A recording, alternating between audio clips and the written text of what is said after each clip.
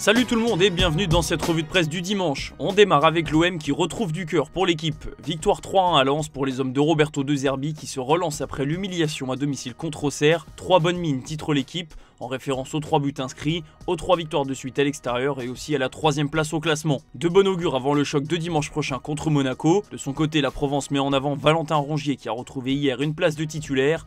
L'ancien Nantais a été très solide et surtout il a ouvert le score pour l'OM, à un moment où les Marseillais avaient du mal à se montrer dangereux. Quelques heures plus tard, c'est l'autre Olympique qui était de sortie, mais l'OL est au temps des regrets. Entre le manque de réussite, un arbitrage contesté et un gardien adverse incroyable, Lyon n'a pas pu faire mieux qu'un match nul à Reims. Ryan Cherki a marqué, mais l'OL avance toujours au ralenti en Ligue 1. Du côté du PSG, cap sur la Ligue des Champions et le choc de mardi soir contre le Bayern Munich. Il y a encore et toujours des débats à Paris, cette fois sur l'identité du gardien de but. La formule tout risque pour l'équipe qui détaille un peu plus la concurrence entre Gianluigi Donnarumma et Matvei Safonov. Le Russe a joué vendredi, donc la question se pose encore pour mardi soir. Gestion dangereuse aussi pour le Parisien qui dresse le même bilan. Donnarumma est sûr de ses qualités, Safonov aussi. Reste à voir comment les deux vont vivre cette nouvelle concurrence. En Angleterre, Manchester City vient de passer la barre des 5 en perdant 4-0 à l'Etihad Stadium contre Tottenham. 5 défaites de suite, une première depuis 2005, première défaite à domicile depuis 2022 soit 52 matchs et première défaite à domicile par plus de 3 buts d'écart depuis 2002.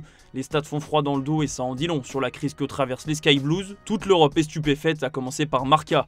En France, l'équipe parle des titulaires habituels qui ne montrent plus rien, notamment Kyle Walker, le capitaine qui est mis en avant. 5e KO de suite pour le Corriere dello Sport qui ne mâche pas ses mots. Le Mirror logiquement explique que Rodri manque énormément à cette équipe.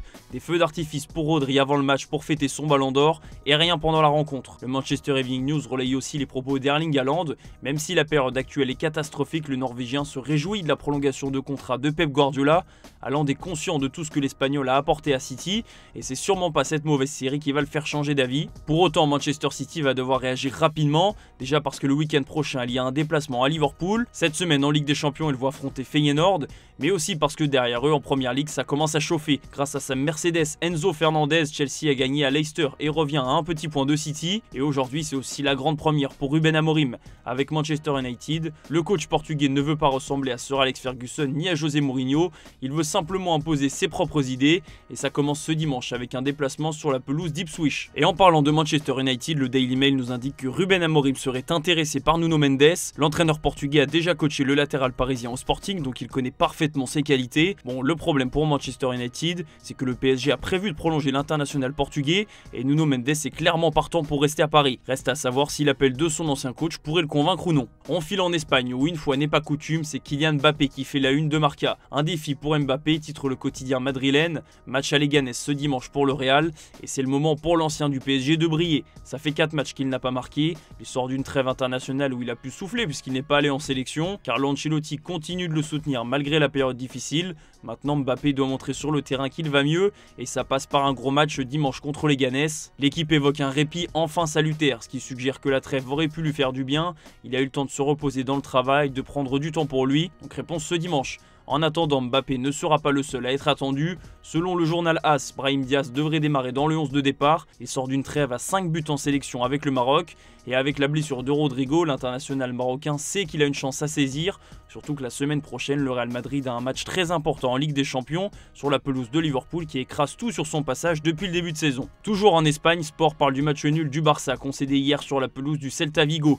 Le coup de barre pour les Catalans qui ont mené pendant quasiment toute la rencontre avant de craquer dans les 10 dernières minutes. L'exclusion de Marc Casado n'a pas aidé puisque juste derrière, le Barça a pris 2 buts en 2 minutes. Pas de graves conséquences au classement mais ça donne l'occasion au Real Madrid de se rapprocher un peu. La bonne nouvelle en revanche, comme l'explique Sport, c'est la performance rassurante de Gavi. Le milieu espagnol était titulaire pour la première fois depuis son retour de blessure et il a été très bon. 75 minutes de qualité et donc une solution de plus pour Hansi Flick qui va se retrouver avec des choix forts à faire au milieu vu son effectif. En dehors du terrain, le Barça peut aussi se réjouir de l'avancée dans l'affaire de racisme qui concerne Lamine Yamal et Ansu Fati, insultés à Madrid lors du Classico après une célébration d'un but. 3 personnes ont été arrêtées par la police espagnole, dont un mineur, ce qui prouve une nouvelle fois que l'Espagne et la Liga continuent d'avancer dans la lutte contre le racisme. Côté Mercato, Sport parle brièvement du cas Jonathan David, l'attaquant du LOSC a déclaré récemment que le Barça était son club de cœur.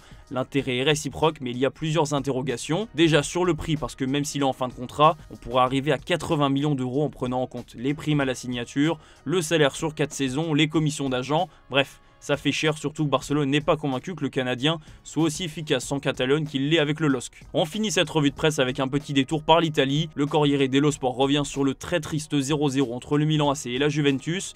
Il n'y avait rien à voir hier à San Siro et ça explique les sifflets des supporters milanais. L'Inter en a profité en s'imposant 5-0 sur la pelouse du Hellas Vérone. Encore 2 buts et une passe décisive pour Marcus Thuram qui continue son énorme début de saison. Et dans la soirée, c'est une Atalanta Bergame de luxe, comme l'explique la Gazzetta dello Sport qui a fait tomber Parme. Les hommes de Gasperini sont leaders de Serie A en attendant le match entre Naples et la Roma ce dimanche, ce qui promet une grosse lutte pour le titre vu le nombre de candidats. Voilà, c'est la fin de cette revue de presse, merci de l'avoir suivi et je vous dis à demain matin.